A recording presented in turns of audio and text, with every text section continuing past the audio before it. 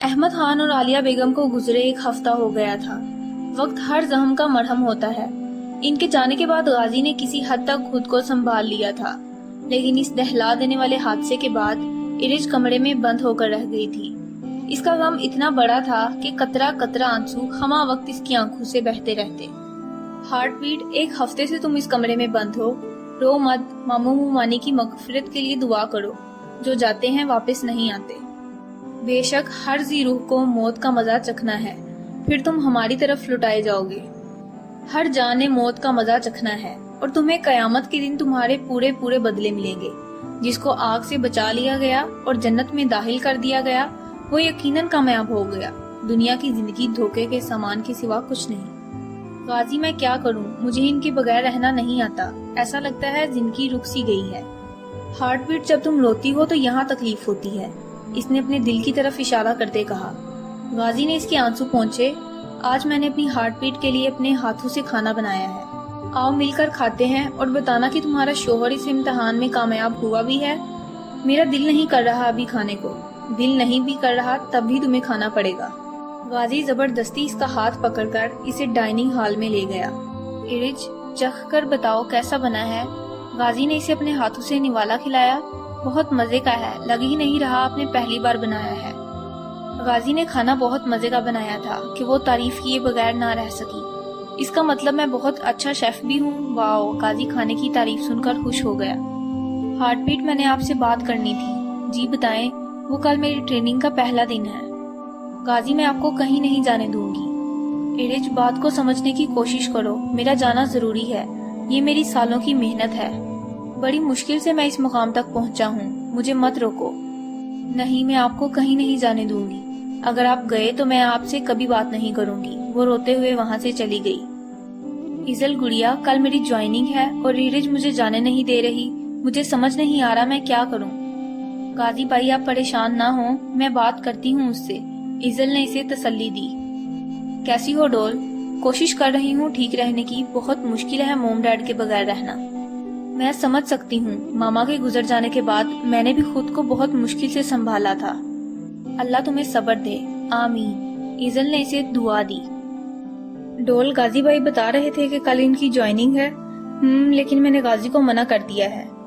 ڈول، تم ایسا کیسے کر سکتی ہو؟ تمہیں پتہ ہے پولیس آفیسر بننا بھائی کا خواب ہے، تم کیسے ان کی راہ میں رکاوٹ بن سکتی ہو؟ ایزل، میں ان کی راہ میں رکاوٹ نہیں بننا چاہتی، لیکن میں غازی کو خود سے دور جانے نہیں دے سکتی۔ ایسا مت کرو ارج، بھائی کا خواب ان سے مت چھینو۔ تمہیں یہی ڈر ہے نا کہیں وہ بھی تم سے دور نہ ہو جائیں؟ ہاں، اس نے اس بات میں ہلا دیا۔ موم ڈیڈ کبھی مجھ سے دور نہیں گئے، پہلی بار مجھ سے دور گئے اور واپس لوٹ کر نہیں آئے، اور اگر غازی نے بھی ایسا ہی کیا تو میں زندہ نہیں رہ پاؤں گی۔ ڈول، ایسا کچھ نہیں ہوگا، صرف 2 ماہ کی تو بات ہے، پھر غازی بھائی تمہارے پاس ہوں گے۔ اب انہیں خوشی خوشی جانے کی اجازت دو۔ 2 ماہ بعد غازی کے جانے کے بعد ارج نے بہت مشکل سے خود کو سنبھالا، اور آج ارج بہت خوش تھی کیونکہ آج غازی اپنی ٹریننگ مکمل کر کے واپس آ رہا تھا۔ ہارٹ بیٹ، میں آ گیا۔ سامنے سے مغرور چال چلتا ہوا، پولیس یونیفارم میں، بلیک بوٹ پہنے، آنکھوں پر سن گلاسز لگائے ہوئے اپنے پاس آتا دکھائی دیا۔ اس نے آتے ہی ارج کو ٹائٹلی ہگ کیا۔ بہت مس کیا میں نے اپنی ہارٹ بیٹ کو۔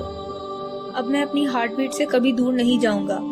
بھائی، میں بھی یہاں پر ہوں، ایزل نے آنکھوں پر ہاتھ رکھتے کہا۔ گڑیا، لگتا ہے تمہارا بھی انتظام کرنا پڑے گا۔ میری فکر نہ کریں غازی بھائی، بہت جلد میں اپنے پیا دیس چلی جاؤں گی۔ کون ہے وہ بد نصیب؟ غازی نے اسے چڑھاتے کہا۔ بہت خوش نصیب ہوگا وہ جسے میں ملوں گی، ایزل نے اتراتے ہوئے کہا۔ شکر ہے تم سے جان چھوٹے گی، ہمیشہ ہمیں ڈسٹرب کرتی ہو۔ بھائی، ایزل نے چیختے ہوئے کہا۔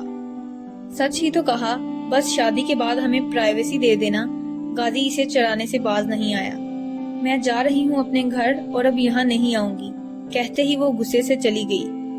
یہ کیا کیا آپ نے غازی؟ ایزل کو ناراض کر دیا؟ ناراض نہیں ہوتی، دیکھنا تھوڑی دیر بعد خود ہی آ جائے گی۔ اب مجھے ڈسٹرب مت کرو، مجھے اپنی بیوی سے ملنا ہے۔ آئیں پہلے کھانا کھاتے ہیں، میں نے آپ کی فیورٹ ڈش بنائی ہے۔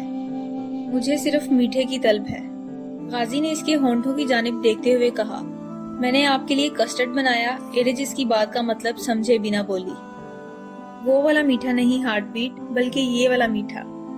اس نے اپنے انگوٹھے سے اس کے ہونٹ پر ٹریس کیا۔ اس کی نظریں خود بخود جھک گئیں، سانسیں اتھل پتھل ہو گئیں۔ غازی جانے دے مجھے۔ وہ جانے لگی کہ غازی نے اس کا ہاتھ پکڑ لیا۔ جانے سے پہلے ایک کس دیتی جاؤ۔ غازی شرم کر لیں۔ میں کس کروں گا اور تم شرما لینا۔ کہتے ہی اس نے ارج کی سانسوں کو اپنی سانسوں میں قید کر لیا۔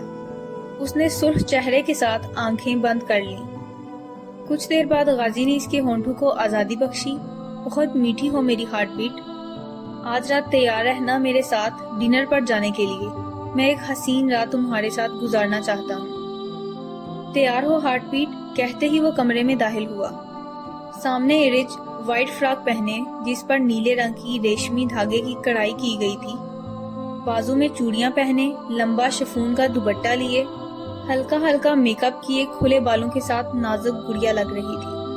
وہ اتنی خوبصورت لگ رہی تھی کہ غازیان اس کی خوبصورتی میں کھو گیا۔ غازی کیسی لگ رہی ہوں؟ بہت حسین لگ رہی ہو میری ہارٹ بیٹ۔ کیا آج میں اپنی ہارٹ بیٹ کی رخصتی اپنے کمرے میں کروا سکتا ہوں؟ اس نے شرماتے ہوئے سر ہاں میں ہلا دیا۔ آج میں بہت خوش ہوں میری زندگی۔ غازی نے اس کے ماتھے پر اپنے پیار کی مہر صحبت کی۔ اسی وقت غازی کے موبائل پر کال آئی۔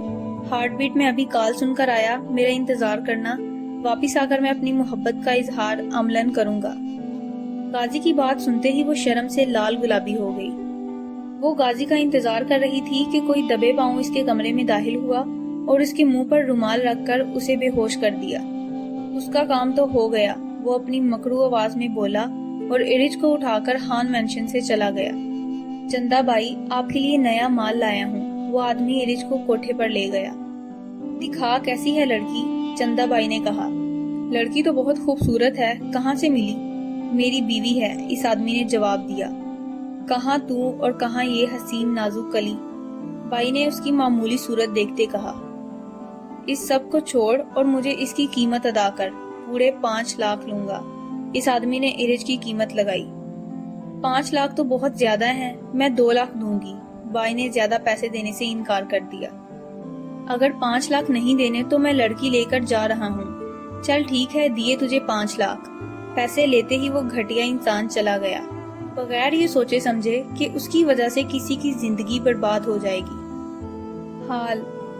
ہارٹ بیٹ، کہا تھا نا تمہارے مجرم کو آج تمہارے سامنے لاؤں گا، یہ ہے تمہارا مجرم۔ غازی نے ایک آدمی کو اس کے قدموں میں پھینکا۔ ارج نے جب اس آدمی کے چہرے کی طرف دیکھا، فضیل بھائی، آپ میرے ساتھ ایسا کیسے کر سکتے ہیں؟ مجھے معاف کر دو، میں پیسوں کے لالچ میں اندھا ہو گیا تھا۔ اس لالچ کی وجہ سے میں نے آپ کی زندگی برباد کر دی۔ اس نے شرمندہ ہوتے ارج کے پاؤں پکڑ لیے۔ میں آپ کو کبھی معاف نہیں کروں گی۔ آپ کی وجہ سے میری ذات پر طوائف کا لیبل لگ گیا جو کبھی نہیں مٹے۔ یہ معاشرہ کوٹھے سے آئی ہوئی لڑکی کو جینے نہیں دیتا۔ کیسے کر سکتے ہیں آپ ایسا؟ میں نے ہمیشہ آپ کو اپنا بڑا بھائی سمجھا، لیکن آپ نے… کہتے ہی وہ اونچی اونچی آواز میں رونے لگی۔ آفیسر، لے جاؤ اس کمینے انسان کو، اسے تو میں بعد میں دیکھوں گا۔ ان کے جانے کے بعد غازی ارج کے پاس آیا۔ ہارٹ بیٹ، چپ کر جاؤ، میں تمہاری آنکھوں میں آنسو نہیں دیکھ سکتا۔ اس نے اپنے ہونٹوں سے اس کے آنسو چننا شروع کر دیے۔ ارج آہستگی سے اس سے الگ ہوئی۔ دور رہے، مجھ پر داغ لگ چکا ہے، میں آپ کے قابل نہیں رہی، وہ روتے ہوئے بولی۔ تم میری زندگی ہو، میری جان، میری ہارٹ بیٹ، میری سانسوں میں بسی ہو۔ کیا آج مجھے اجازت ہے کہ میں تمہاری روح میں سما جاؤں؟ آپ کے ساتھ میں خود کو محفوظ محسوس کرتی ہوں۔ ارج شرماتے ہوئے اس کے سینے سے لگ گئی۔ غازیان نے نرمی سے ارج کو اپنے قریب کیا اور اسے اپنی روح میں شامل کر لیا۔ سورج کی روشنی گلاس وال سے ٹکراتی ہوئی کمرے میں آنے لگی۔ غازی نیند سے جاگا، آنکھیں کھول کر اپنی دائیں سائڈ پر دیکھا۔ ارج کو اپنی باہوں میں پرسکون سوتا پا کر اس کے لب مسکرا دیے۔ غازیان نے جھک کر اس کے ماتھے پر بوسہ دیا، جس پر وہ کسمسا کر اس کے سینے میں منہ چھپا گئی، شاید شرما رہی تھی۔ غازی اس کی صدا پر مسکرا دیا۔ ہارٹ بیٹ، اس کے بالوں میں انگلیاں چلاتے وہ اسے پکارنے لگا۔ اٹھ جاؤ ہارٹ بیٹ، صبح ہو گئی ہے۔ غازی، سونے دیں، رات بھی آپ نے سونے نہیں، کہتے ہی وہ اپنے ہونٹ دانتوں تلے دبا گئی۔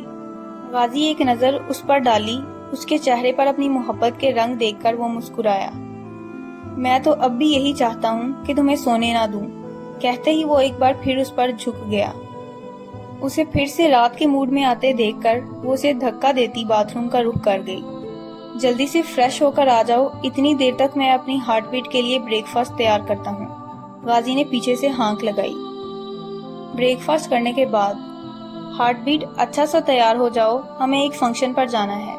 कौन से फंक्शन पर जाना है? वो तो सरप्राइज है हार्ट बीट, चलो अब जल्दी से तैयार हो जाओ। हार्ट बीट तैयार हो गई हो?